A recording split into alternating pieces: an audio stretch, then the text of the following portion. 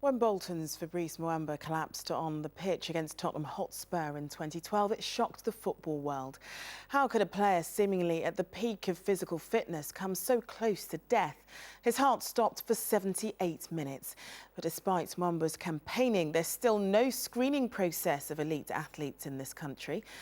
A former Millwall player who himself collapsed several times on the pitch is trying to change that. Tobi Alabi had to quit the game after being diagnosed with a serious heart condition. Now he's enlisted the help of Fixers, the charity which gives young people a voice, to make a film about it. I'm Tobi Alabi, I'm 20 years old and I'm from Bexley in South East London.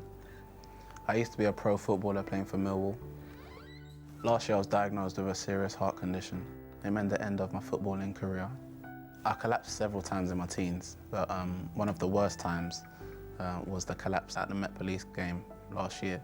I just remember being a bit blurry-eyed and very dizzy and short of breath. And I almost knew it was going to happen. I almost said to myself, oh, not again. I'm making a film with Fixers to tell people, especially young people, about the symptoms of cardiac problems, that it can happen to anyone at any age. Hi Tobi, let's have a little look, see how things are going.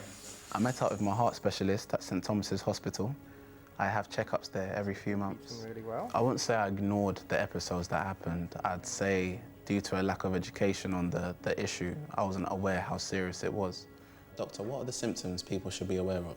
I think the cardinal things to look out for is when you get some chest pain when you're doing things, when you get breathless when you're doing things, dizzy spells or blackouts, particularly when you're exercising, and also feeling where your heart suddenly speeds up out of the blue. And Doctor, I'd like to see cardiac screening introduced across the country. What are your thoughts about that?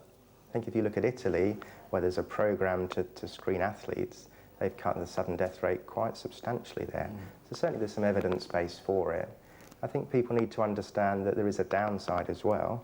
So when you screen people and find an abnormality, most of the time there's nothing wrong. When I was told I couldn't play football anymore, it was devastating. The only consolation I do have is the fact that I did become a professional footballer like millions of kids around the country do want to be. It's now about me turning a negative into a positive. My old club has been supporting me. Well, your experience as an ex-Millwall player certainly helped us get to the fans, you know, and that day that we did at a game last season where we held a screening in the car park pre-match, allowed 80 of our fans to be screened. I'm hopeful that that saved at least one life, maybe more, I don't know. Come on, let's go! A couple of days a week, I take a few of the local youngsters for a training session.